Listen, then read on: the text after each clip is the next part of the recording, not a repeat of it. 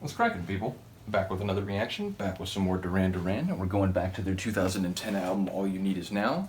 I've really enjoyed this album so far. I listened to 5 of the tunes, and all 5 have been excellent. The first tune in particular, the title track, All You Need Is Now, that was a particularly impressive track. Really enjoyed that. Once again, shout out to the artwork. They just have this crazy aesthetic on their different albums, and they're different in each one of the albums. This has a sort of like negative photography, but also sort of celestial feel, so it's sort of like it feels interdimensional, or even intradimensional, as in like internal within a particular dimension in like each shot. So I really do enjoy it.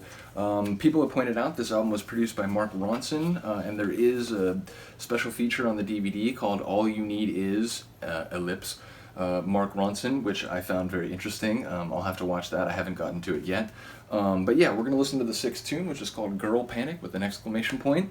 It's an interesting title. I feel like it could maybe be a song by the Go-Go's or something. Like, it really just has a sort of like 80s kind of feel.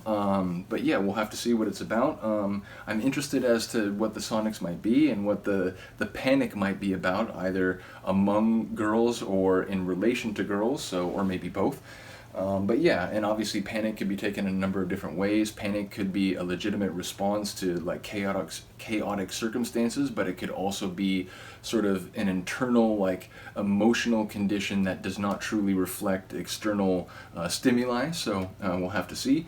Nevertheless, let us get to it. This is Girl Panic, point or mark. You have to pick one, Shnootz. Nevertheless, here we go. This is Girl Panic by Duran Duran from 2010.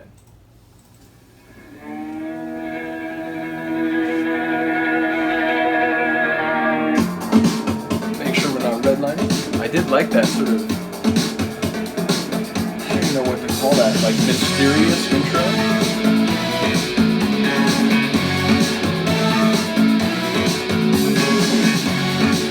Kind of rising.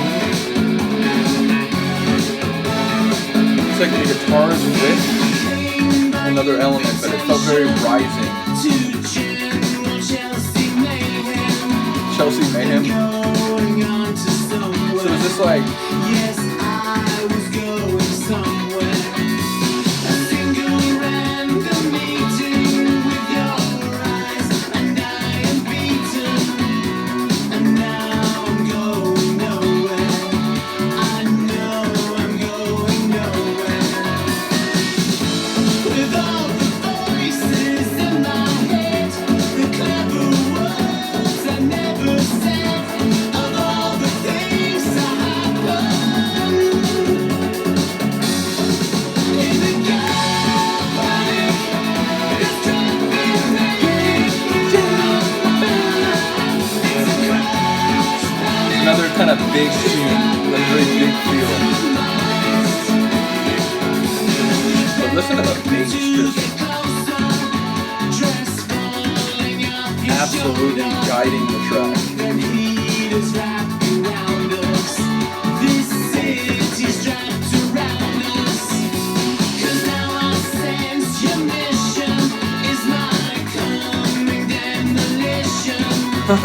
And you just hold me under. I know I'm going under. With all the voices in my head, the clever words I never said, and you just let it happen. In the girl panic, it's nothing making through our mind. It's a crash. Those kind of bright, like ascending keys are very nice with that deep groovy bass.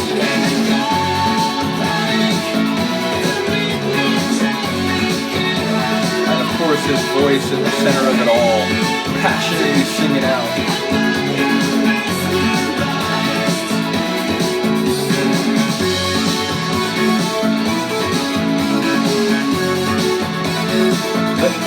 That keyboard work is very like a 90s feel, kind of.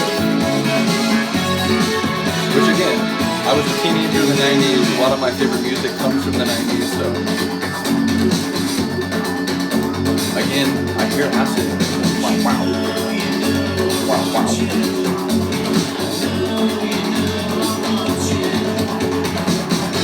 303, they have very like electric bass elements in their tracks.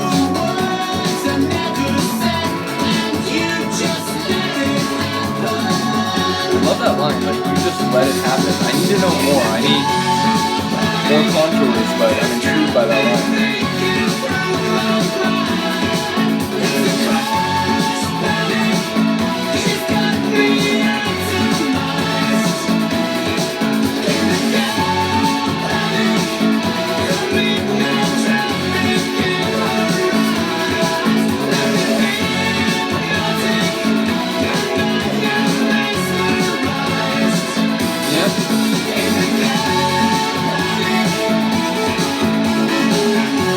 Picking up more on this in relation to a woman, like pushing him under, he feels like he's going under, like she let it happen, like he's feeling mesmerized, sort of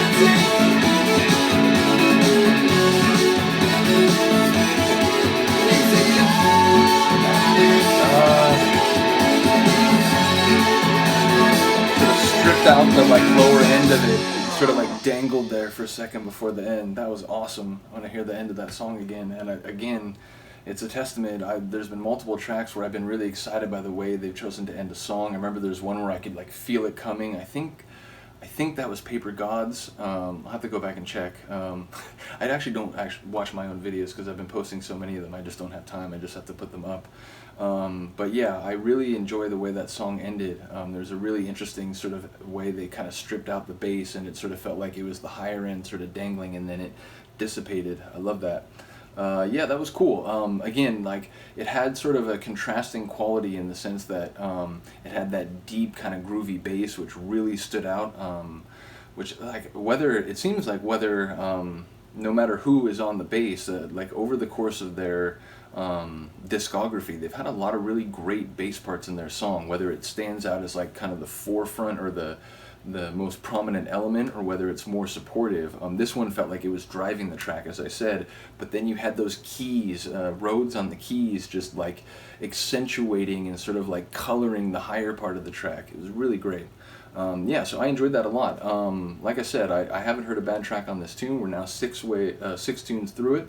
I still think maybe my favorite of all of them so far, at least as I remember it hitting me, is All You Need Is Now. I'm trying to listen to like all these outside of the videos that I'm doing, but admittedly like some I've just kind of like, they've made their way into my like playlist. I've been listening to the self-titled 81 album and Rio quite a bit, because I know those songs now more. I still haven't listened to, what is it, To the Shore? There's still one on the self-titled I haven't gotten to. But the songs that I've now become familiar with, like The Chauffeur and Careless Memories, I've been caning the heck out of them. So yeah, like I need to listen to some of the songs on this album a bit more, but I'm just sort of cycling through, like on my own personal time, the different albums or the different songs that I've already gotten to and reactions. So bottom line, I need to ingrain all this material more. I need to hear this one again, and I'd like to, get a sense of, I think it is his girl panic as opposed to a girl panicking. And from what it sounds like, it's not so much just in his head. Although it does sound like he's confused in his head, and he's like, got sort of conflicting sentiments or feelings percolating in his brain, and different. I think he mentioned the voices in my head, which again, as I think about what I'm sort of getting from the concepts, it occurs to me that there are lines that could be taken that way. Although again, there's enough, I think, wiggle room that you could perhaps take this a few different ways. So let me know what you think. Let me know if you have a a sort of clear angle on lyrical interpretation. Love to hear it. Let me know what you think about the sonics. Let me know if there's any other track that I've yet to get to. I do have to mention again, I didn't realize, I do think I have the regular or like default version of Future Past. I know there's people have said there's some really cool tracks that ended up being bonus tracks, which reminds me that someone else said they actually do that a lot. Some of the really best tunes, they'll put them as bonus tracks. So like I said, I don't have the deluxe version of this as it turns out, but I'm going to go through the regular version. At some point I'd like to find my way to get the other tracks, but bottom line, hopefully you're here for it. Let me know what you think. Other than that, have a good day, have a good night, and I will see you next time.